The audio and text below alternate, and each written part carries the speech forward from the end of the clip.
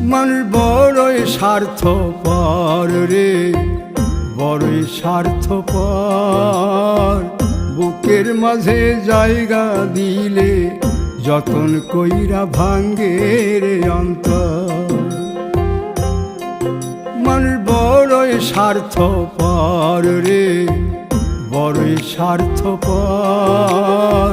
বুকের মাঝে জায়গা দিলে যতন কইরা ভাঙ্গে রে অন্তর।